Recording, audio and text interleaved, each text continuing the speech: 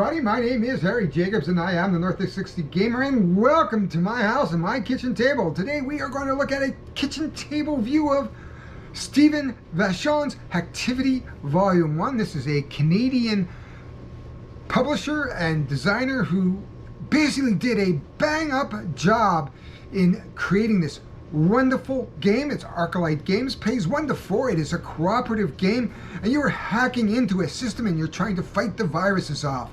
It has some of the most unique mechanisms I have ever seen. Just a little disclaimer, this is my game. I purchased it, my opinion. Fortunately, I did like it, so I'm going to show you very quickly how it plays. We're going to jump to the review. This is not a full playthrough. This is a quick setup guide, quick playthrough guide to show you some of the mechanics, and some of the most unique mechanics I have ever seen is in this game. So let's just drop on down to the table and start playing. I should quickly mention that Hactivity Volume 1 is a campaign style game and has scenarios that you can play through. It's like a legacy game, so there are unique decks of cards as you go through scenario 1, which is a very basic game as you go through, and I believe there's 6 scenarios altogether. But it is replayable. I've had fun playing the tutorial or the first mission, and I played it, as I said, this is like the 3rd time I played it. I like it. Just even the tutorial is a lot of fun. But I will get on to some harder things. But that's it for Hactivity.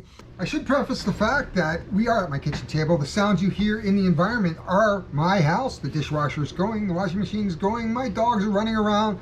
You may hear barking, you may hear the roommate come in. But basically we're all set up. This setup is amazing, takes about 5 minutes, that's it, just 5 minutes. So to our left, we have our alert board. So as we play, these alerts are going to go up when they hit the 1. Eventually what's going to happen is we're going to take another anomaly. So if we do not manage this, we will end up adding anomalies over here to our enemy discard pile and our critical screen. Right, so we'll be adding them to our deck here. There's our strange bug that's invading us. We start out being able to draw 3 cards. He starts out with 4 life. If we ever get to the skull at 8, he wins.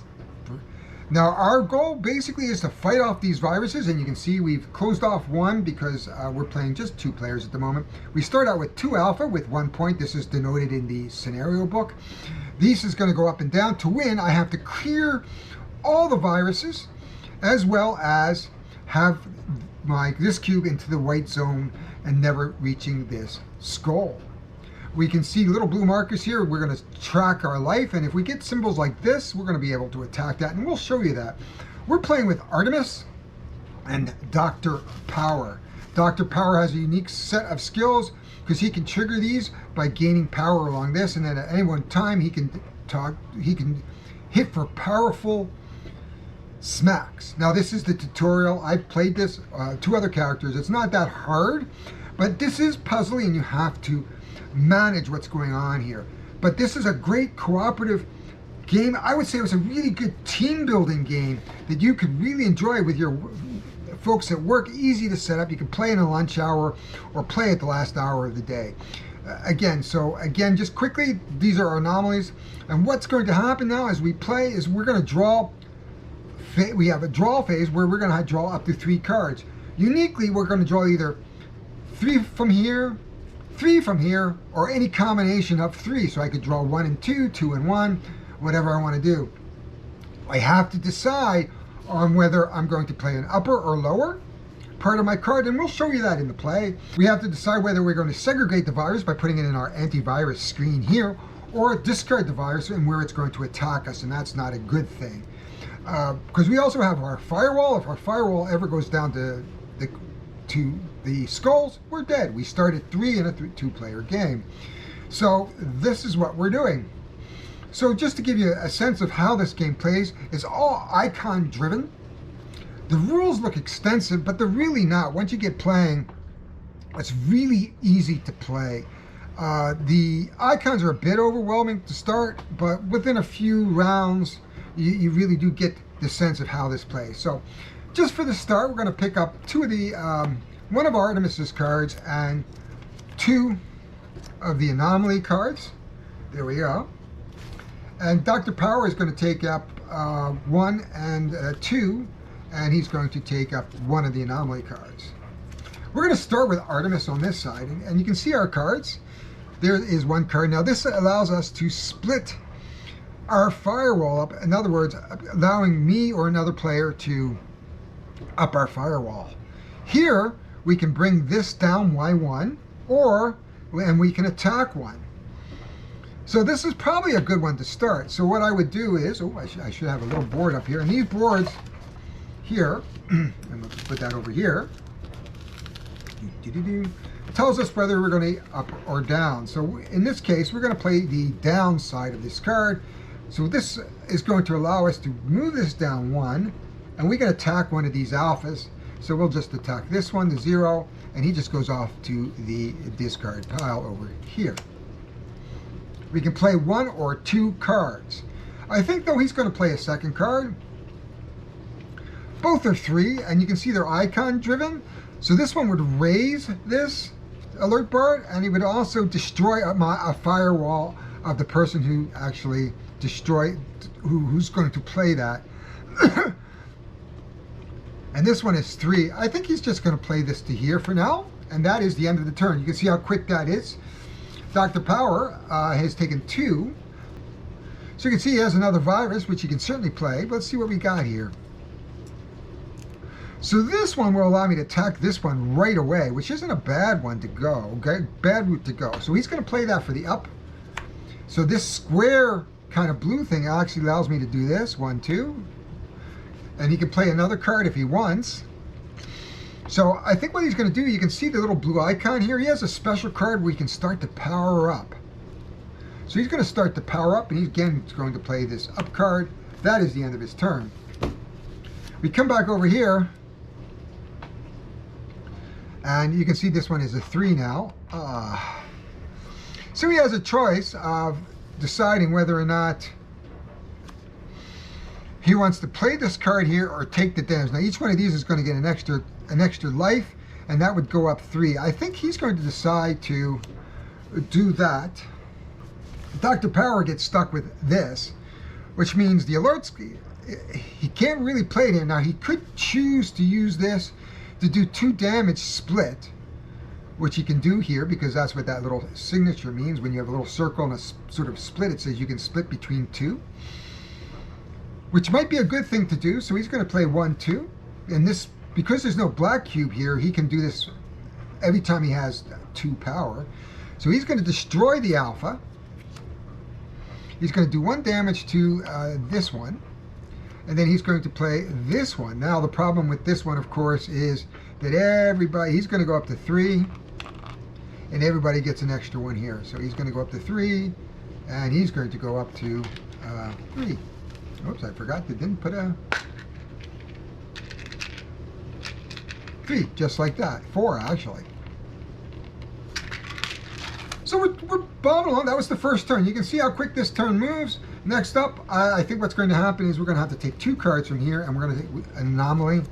We really do have to take anomaly cards. I think he's going to take 2 and 1, and we're going to try to clear out some of these anomalies here. But this is as simple as the game goes. Let's do another round, and then we'll jump to a conclusion here. So this one's interesting. You can do 1 and 1, which isn't going to kill anything, or you can go 2 up on this track here, our alert track, and do 2 damage and 2 damage, which isn't so bad. You could go down 1 on this track. Oh, that's not bad. So I think what he's going to do for the first turn is he's going to play it onto the upside, which means he's going to allow it to go here. Now we can never wrap around this way.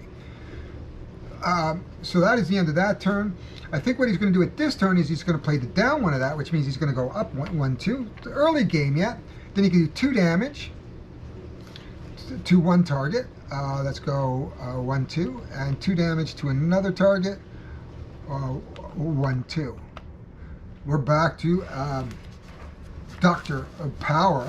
And we can look at the card. He's got another one of these that he can power up. He can do 2 down to here. Oh, he can link. This is a good one because you could destroy him and then he will kill each other, but we have to clear out some of these guys. So I'm going to say As much as it pains me, I would like to play this to get more power. I think we really got to get rid of some of these viruses.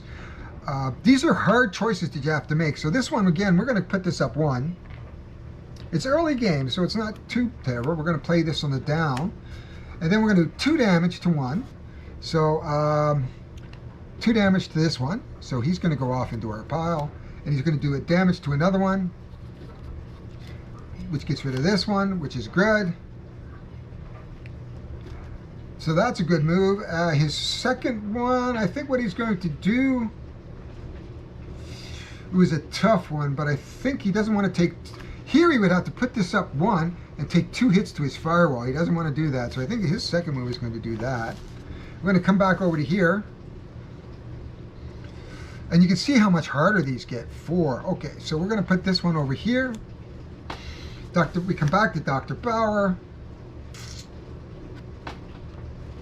He really would like to power up 2. Again, risk versus reward. He's going to power up 2. He can do 1 damage over to here, which means we're getting down into that white zone. And we did the bottom thing.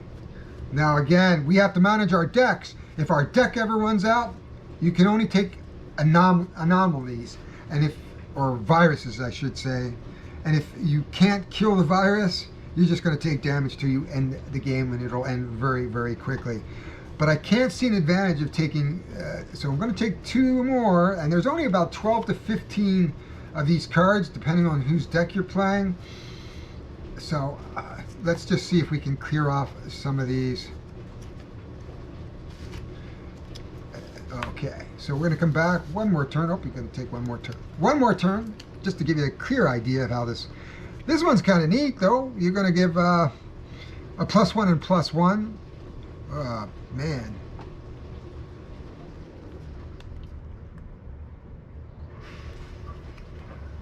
So he doesn't have a fire. He could go up a firewall.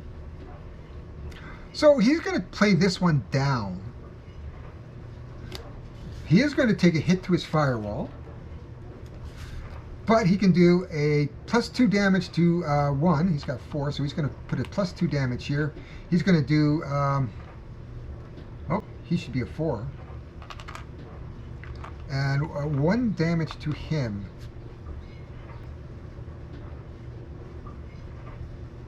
Okay, I think he's going to wait to see what Dr. Power does. I think Dr. Power is actually going to put this up. Oh, you could put this up too, but we're getting close to this anomaly here. Big decision, because if I could go up to 4, that would really help. Or he could just play this and take 1 hit. Both are pretty much the same. I think what he's going to do is, again, this is risk versus reward. We're almost to the end up here, so we might have to try to get that down. But he can put this up 1, 2. He's at the 4 level. He is going to take that 4 level. That comes off now because he's not going to be able to use that. He's going to have to spend 4. 1, 2, 3, 4, put him back to 0. But he can do 3 damage to 1. 1, 2, 3. So he can do linking damage. So he's going to do, normally he'd do left and right, but because there's only 1 to the left of him, he's going to do that. He goes away for the first one. He can do 2 damage to another. 1, 2. This goes away very nicely. And that is, oh, and he has 2 damage here, or 2 here. So we're allowed to go 1, 2. So we're in the -1. We're good here for now. Well, I think he's going to play his virus. Each one of these guys are going to go up 1 each, because he can put up 1 and 1, my choice. And that's going to go up to 1. I think what he's going to do is going to play this up for his firewall. And we go back to Dr. Power. Boom. He can do 1 damage. So he's going to go up and he's going to take that. So if you've noticed, the upper ones are weaker than the bottom ones, and this would go off. This game now goes back and forth just like that for all the turns until this deck runs out. This deck has to be run out, and we have to be in the white zone. So the advantage of playing this game two-handed versus solo is that I can play two-handed and coordinate the two decks a little better. If you were playing normally with two people, there's limited communications. You kind of can hint that, oh, I can take care of a virus, or I can, cause something's going to happen, but I can't describe you what my cards are. So, you can say, I really can't help here, or something, but you can't describe why you can't help or whatever. So you can't do that. On a solo one, they have extra special cards that give you some surprises. So this is just a two-handed play. But basically, there's many ways to win. If you run this up to here, or you run out of cards here, or both of these decks are exhausted. That's the main way to lose. One way to win, go through that deck and have that into the zero. That is the game. Let's go down for a quick summary of what is going on here and what I like about this game. So here we are. We have just took a quick look at Hactivity here at my kitchen table. And I really like this game. This is a first great game by Steve Vachon right out of the gate.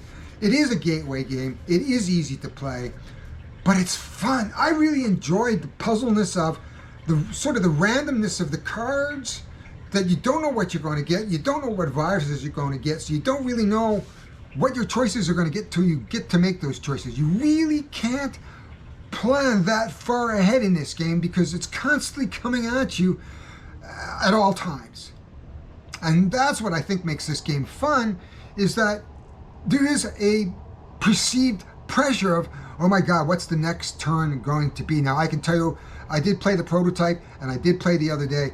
This typically comes down to the last card, because you've got to go through that anomaly deck, and if you don't leave enough space here to make some adjustments, to absorb damage at the end, like being able to put this up or not get to this final skull spot, you're going to die. And you've got to manage your cards as well. And this makes it so much fun if you like hand management and kind of not knowing what's coming at you in a fun, exciting way. That is Hactivity in a nutshell. My name is Harry Jacobs. I am the North of 60 Gamer. I am at my kitchen table, and I please hope you will subscribe to my North of 60 Gaming channel. I hope you like this quick overview of Hactivity and you enjoyed it, and look at some of my other videos. I do have a video coming up of On the Rocks, a tabletop style playthrough with 4 of my friends while I was videotaping and teaching. It's almost X-rated. There's a lot of editing going on. But that is it for now. I will see you all later.